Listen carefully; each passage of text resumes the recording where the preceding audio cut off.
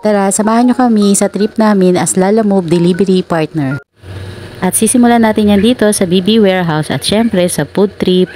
Isa ang Lalamove sa naisip namin na pwedeng pagkakitaan para makakuha pa tayo ng extra income lalo at gusto nating i-maximize ang ating sasakyan. Ito nga pala ang Lalamove app. Diyan ka makakakuha ng booking na pwede mong kunin.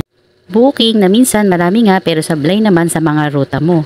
Sablay kasi alam mo yung kung kailan ka nakaalis sa isang lugar, doon ka naman papasukan ng ruta na doon mo mismo din pipick upin.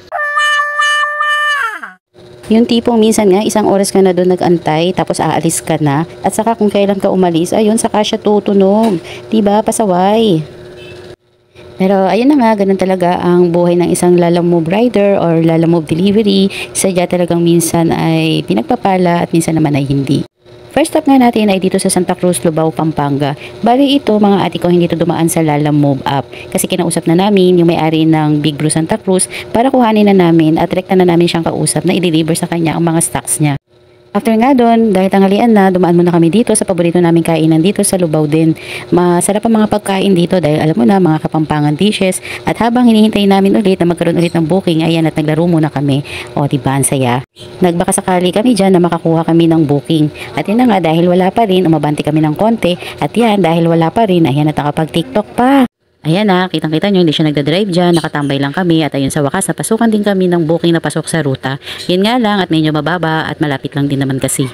Bali, 2 bayan ang tinakbo namin para dito sa pick up namin at ida-drop off din namin to sa kalapit na bayan din at sa Pampanga pa rin naman ito. Mga grocery items o mga paninda ata ang laman ng mga to dahil nung nakita ko yung resibo worth 49,000 yun. Parang mga paninda kaya nung i-drop off na namin to hinahanap namin na bahay ay syempre ang iisipin mo ay may tindahan. Kaya nagulat pa kami nung huminto kami dun sa address ay typical na bahay lang naman kaya ayun nagtataka kami kung ano kaya ang gagawin niya dito sa mga items na in-order niya.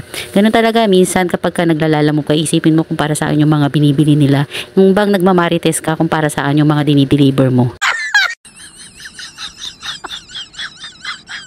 Yung bang gumagawa kayo ng sarili nyong kwento o istorya base sa kung ano yung products na na-pick up at i-deliver nyo.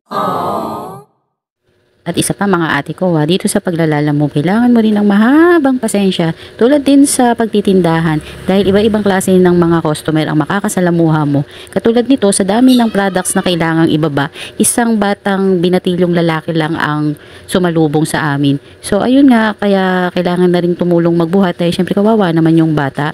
At yun na nga mga ate ko, ang last booking namin. Bukas ulit ha, biyahe tayo.